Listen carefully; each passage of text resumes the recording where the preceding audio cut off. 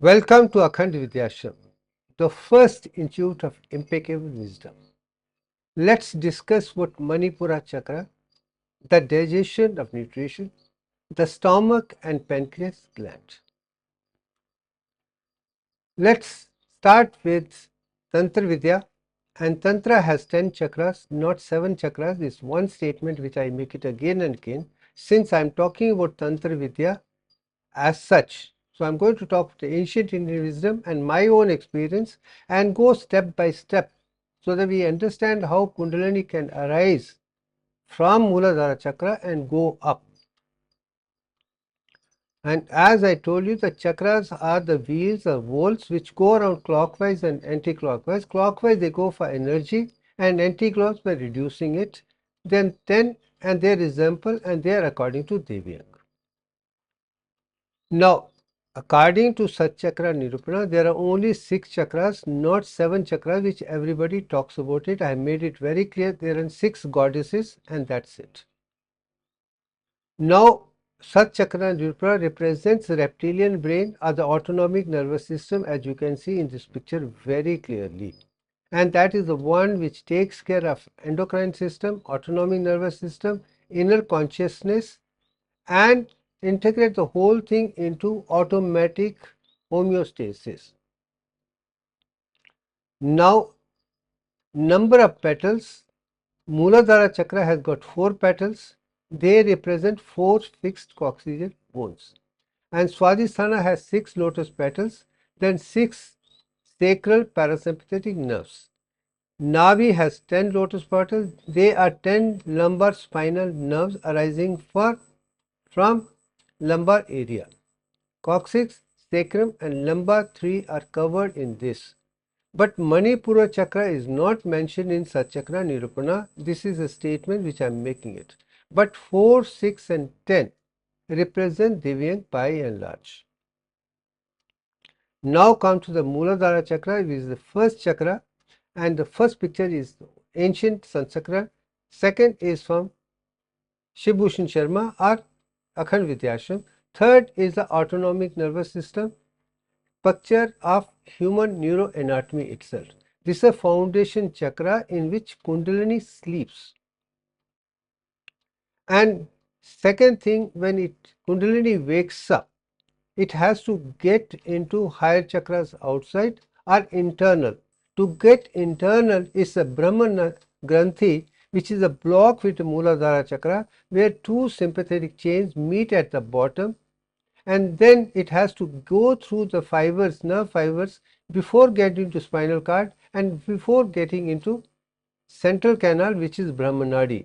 I think that is second thing which I experienced, and I am making it very clear. This is how it moves. Now, when it goes into Brahmanadi, it rises to the ventricles of the brain with a third ventricle and be in front of pineal gland, and which represent third eye of Shiva, and this is where your highest possibility of seeing tensions in 10 dimensions you can see within your brain itself. Now comes the Swadhisthana chakra, is the second chakra which is with sacral part, and this is a center which produces ojas for physical body, the perfection, testosterone, estrogen by and large. And these are the 2 energies which are very, very important, which give you a lot of power to make yourself perfect. And as far as testosterone is concerned, it gives you the muscles, it gives you the RBC, it gives you the oxygen, it also gives you the intelligence when it's converted into estradiol in the brain through aromatization of testosterone. This is stage which makes a person from a common man to higher intelligence when this energy can move up.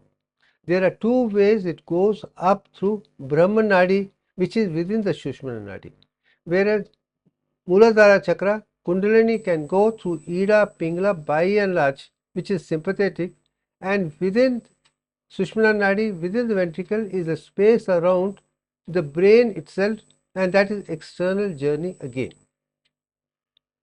And this is how it goes when you get the power of the muscles, which can give you like Hanuman's mace and give you the power of intelligence and other things. If Hanuman is known for strength, brahmacharya, muscle power, energy, and also intelligence, how to communicate with others by and large. He was one person who is known for devotion for Lord Rama, and I think he scored quite a lot with this particular concept. Then come to the question of third, which is Nabhi Chakra, which is connected with adrenal gland. You can see left is the ancient picture, right is my picture, down is the adrenal gland, which is emergency gland. The first Mooladhara is what? Solid element 38.1966. Swadhisthana is the water element 61.80. So solid, water, and this is the Agni, the third element which comes to the play. The Agni element comes from that, and that is where I say all the hormones, minerocortical, cortisols, as well as sympathomimetics, they give you the energy to move on things in life, and that is the power which is required. So this is the third component: solid, water, and Agni. Now you see the movement where the science improves. Then in this particular case I have shown how the first layer produces mineral corticosteroids, which is essential for water and sodium and excretion of potassium, glucocorticoids for glucose, and third for testosterone estrogen combination, and then sympathetic mimetic. As a result, this emergency thing, adrenal gland, is associated with this and gives you the power. And that is also something which I mentioned. King Ravan was very powerful in adrenal gland, so it was very difficult to kill him unless until his umbilical cord of the navel was attacked and blood supply to adrenal was stopped. Only then he could be killed. Otherwise, minerocortical, glucocorticoid, steroids, androgens, and sympathetic would make sure that his body can be well maintained. And that is the result I said. When people lose blood, you give immediately the water, saline, normal saline immediately, and then blood as such. Person will not die. It is hypoglycemia, hyponatremia, hypovolemia, hypotension which kills the people. That was also the thing with coronavirus or COVID-19. Then come to the question of, now we are going to talk about Manipura chakra. As I know, as I told you, this is not mentioned in Satchakra Nirupana, but let me make it very, very clear. This is also part of Agni only. This is a third element where Manipura and this are together, combined together, mentioned in Satchakra Nirupana. Somewhere you find Manipura name is appeared in that instead of Nabhi. But since the navel, I've separate, this is separate, two separate. So what is special about Manipura chakra? That and why digestion, nutrition, and pancreas, etc. is there. I am going to explain that concept. So the Agni second element from glucose, nutrition, becomes much more important. The whole objective of stomach, our digestive system, is to get water, nutrients, electrolytes, and other things for the body, which is essential for, and they are the Agni. They are required, only then things could be perfectly fine. Now, as I told you, this is associated with sun rays and solar celiac plexus in the human anatomy. The symbol is hexagonal. There are 6 lower thoracic vertebrae, very clear. There are 12 vertebrae in thoracic region. Out of that, the lower 6 thoracic vertebrae is where Manipura is associated with, not the higher.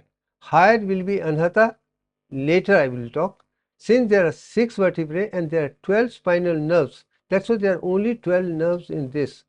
There is no mention of that, but I will put it this way. Then pancreas is the endocrine gland which produces hormones which are essential, also ectoderm as well as endoderm both, which is very good for digestion.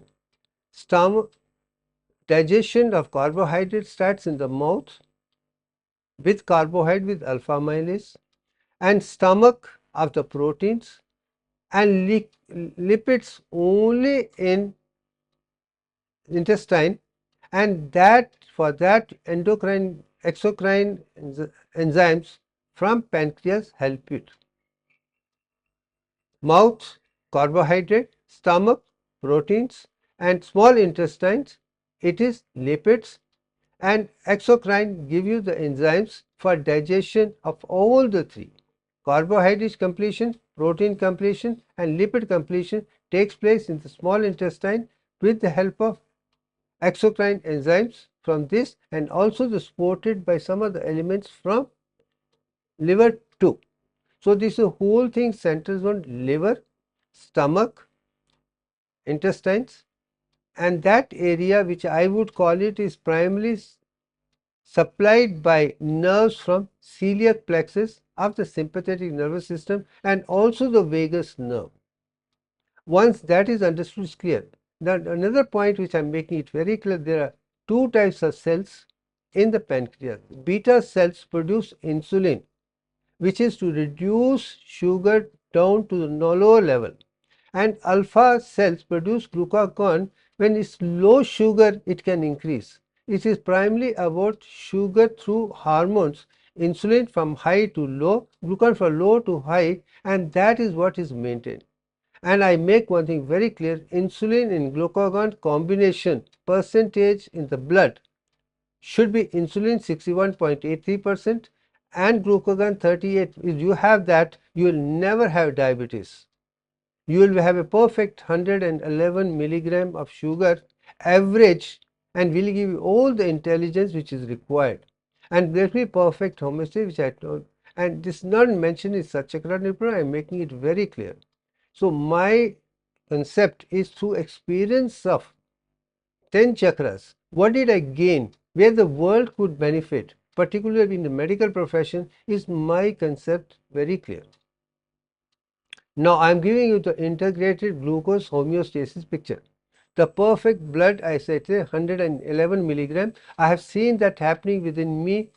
My postprandial itself is 111 and also mean around 111 most of the time. But range from 100 to 125 is perfectly fine. So range from 80 milligram as a low and 140 as high is absolutely normal value. There's nothing to be worried about. Lower is 80 milligram, high is 140. Even you have fasting 140, don't worry about it. Second comes to the next stage, which is called allostasis. First was the normal state. Allostasis is altered state. So when blood sugar falls fasting less than 80 to 68 and increases from 140 to 180, that is a pre-diabetic state. But after up to 180 milligram of blood, kidneys can take out, because that is threshold value of glucose itself. Glucose will not appear in urine unless until blood sugar level is more than 100 milligram. I still remember as a medical student, we consider diabetes mellitus only when you see sugar in the urine. That's what's called diabetes urine. Diabetes mellitus in sweet urine is what diabetes mellitus. If there is no sugar in urine, please take it. You have nothing to worry about it. And I'm a traditional old thing. I'll not go for anybody to be too much premier unless until you find your sugar in urine. But remaining 111 is the ideal one. This is something which can be done, and you can rectify with exercise, diet control, and lifestyle changes itself.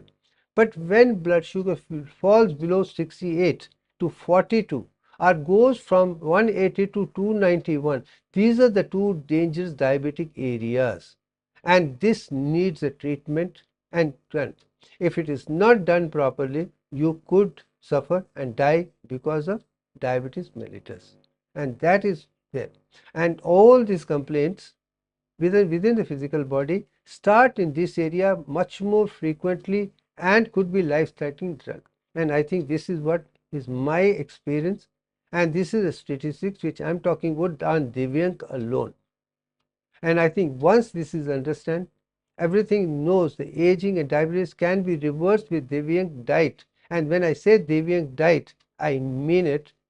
water 61.803%, and solids 38.19, out of which 61% could be carbohydrates, maybe 27-28% could be high quality vegetarian proteins which are easily digested, assimilated, not wasted. I mean, a perfect good quality could be something like even 30, I would take it. And as the lipids are concerned, no fat. Lipid could be only 8 to 10%, not more than that. 60% good quality carbohydrates from vegetable origin, maybe 27 to 30% good quality vegetarian proteins, and 8 to 10% lipids alone. That diet is Divyang diet. It is not anything which modern science and Western talk about it. This is what I follow, and I find over a period in the last 30 years when I more research in the spiritual science, I have improved my biochemistry in the last 30. Now I am as good as 21 in perfect homeostasis of anatomy, physiology, biochemistry. As a result, in psychology, is I am very, very dynamic. Then comes to the exocrine functions of the pancreas. It is not the hormone insulin and testosterone and glucagon alone which is important. All the things which are required for digestion of carbohydrates, proteins and lipids are produced by exocrine glands, and they are the one which release can change the process. Now coming to another aspect, mouth is a neutral pH level, but stomach, it is highly acidic in nature. 1.5 could be the one a pH in the stomach, because proteins need that kind of acidic thing to break and digest. Similarly, for forming exocrine function, erythropoietin, RBC, etc., you need hydrochloric acid only. Neutral to hydrochloric acid is that. But for lipid, it is not acidic, it is not nuclear, it's alkaline. That alkaline medium is made by exocrine glands of the pancreas alone. So this is also designed, once is understood, only in that design complete digestion of carbohydrate, proteins and lipid takes place. As a result, we can move on to the perfect energy for the cell. When I say it's the Agni element, it's a third. Solid and water take the Agni form much more with adrenal gland and pancreas by and large. And stomach and liver help in the process of complete. So you now can understand how the nature had designed. So you are moving step by step to higher. This is energy, the Agni element, which comes from adrenal gland as well as pancreas, is something which I want everybody to understand. Once that is understood, we could go to the next stage. Now you can understand adding Manipura chakra over navel chakra and separating adrenal gland from pancreas and liver and stomach make things much more clear in the process. Now, as I tell you in this particular picture, both left and right paravertebral chain, which have got 45 ganglions, right at the bottom is ganglion impar, where the Muladhara chakra is, in which Kundalini sleeps. No doubt. When it wakes up, it can go inside or go outside. When it's going outside, it goes to Swadhisthana chakra immediately, because you need that hormone to bring you awareness. Then I make it very clear. It is the Swadhisthana chakra which gives you the wakefulness and give you the energy required. This is again testosterone, estrogen is required to give you the intelligence, which energy can take you to higher level. So oversleeping can also make you dumb. Sympathetic is good, but instead of sympathetic overactivity, it is better to have steroidal energy within the balance to give you the intelligence by and large. But third, as you can see, Muladhara chakra, you can get the energy of steroids and sympathetic as such. But when go to Manipura chakra, as you can see in this picture, it is exocrine and endocrine gland. This is where insulin and glucagon play a role to bring the food, water, electrolytes, other things into energy form so that homeostasis is maintained. And once this is understood, we will slowly rise to higher and higher level. But this right up to these four are below the diaphragm, right in the abdomen and pelvic region, and that is the region where basic three concept which is good for everybody is essential, and everybody functions from these four centers without any difficulty, provided they are good in diet, exercise and good lifestyle. You don't need spirituality for them, because this is enough for karma yoga for everybody by and large. That's why I spoke about karma yoga before itself. I think once this is understood, I think we are very clear in our concept that how we are going to move up in scale. And maybe in the next picture I'm going to show again in this picture how I call that picture the greatest creation of my work, and is the last as a thank you. Now I'm bringing you to this particular picture. Now I'm going to start this very clearly. Right at the, you can see the picture with the 48 petals of energy going up. This is the external route to go up, and then you have the white sunlight and three parts: morning, afternoon, evening, maybe three Gayatris, maybe Brahma, Vishnu, Mahesh, or Saraswati, Mahalakshmi, Mahakali, three concepts, which is zero with the dot, sun. How it becomes one, how it becomes three, you can see it. Now, Ida and Pingla are the sympathetic systems by and large, which are the two sides of the vertebral column, and Sushumna Nadi is the vertebral column as such. That's it. Within the Sushumna Nadi, you have a Vani Nadi, which is a space around the spinal cord with which testosterone can get in and convert testosterone estrogen, and estrogen works at intelligence for those people. That is one thing which I make it very clear. Reproductive hormones are essential, and misuse and disuse of sex by a large defect. When I say misuse, too much of sex, too much of discharge is definitely pathetic. And no use at all, brahmacharya, disuse, is equally bad, because positive feedback will start producing more of testosterone. You are going to deteriorate over the period, and most of the chances you're going to become fat, and many things go. A balance between production and use is what I call brahmachar, and that is the person which goes perfect to give energy. Now I'm explaining the concept one, and that comes up with Swadhisthana chakra, testosterone, estrogen, and that gives you great character ki how you got to behave with the opposite gender, how you should become, you should respect and regard, and should know what it is like. Maybe that is where I'm making it clear. Ancient Indian Sanatan Dharma always gave a right of marriage to the girls. It is Swambar. She has to choose the husband, stay with that. She's the one who's going to make a home a Swargam, heaven, and that's it. And I go where female energy 61.80 is the right dominant. She is able to do multi-dimensional work which male cannot do, and I make it very clear. I am a male. I am very good in maths and logical, but all I learnt about multi-dimensional 64 arts with due respect is only from opposite gender, from girls, women by and large, observing them the kind of work they were doing, like singing, dancing, doing homework, production, etc. They far excel. They can do things which man cannot even dream of it. Man cannot produce next generation. It is produced only by females. And many people say without male they cannot. No, females can produce that with the outer within themselves itself. It has been seen as a thing even in Mahabharata. Let's not get into that. But made it very clear that that's something which I learned from females. Second thing, this is where testosterone to estrogen, and women have estrogen predominantly, where men need to convert testosterone estrogen through aromatization. That's why brahmacharya, means control of that, is important, and that only intelligence can give you a man with a mathematical logical brain to rise it, because he has to rise it where she is already there.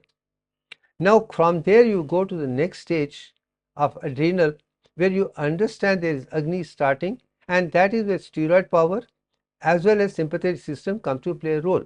But when it comes to Manipura chakra, it is the digestion of water, electrolytes, enzymes, and all the things which are good for homeostasis come from only digestive system.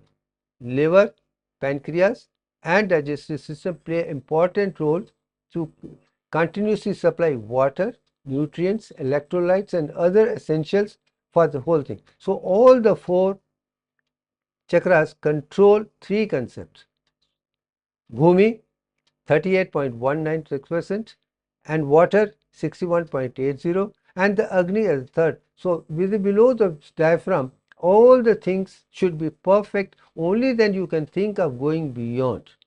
And I think that should be enough for time being. I think if you understand this, which I'm going to explain step by step, and bring in other elements which are coming to the close. What I have done from 2025, which is 45 into 45 is it 2025, and all those videos are the new book of Akhand itself. And this is what, if they understand step by step, only they'll understand spiritual science completely. That I think is enough for the day. Thank you very much.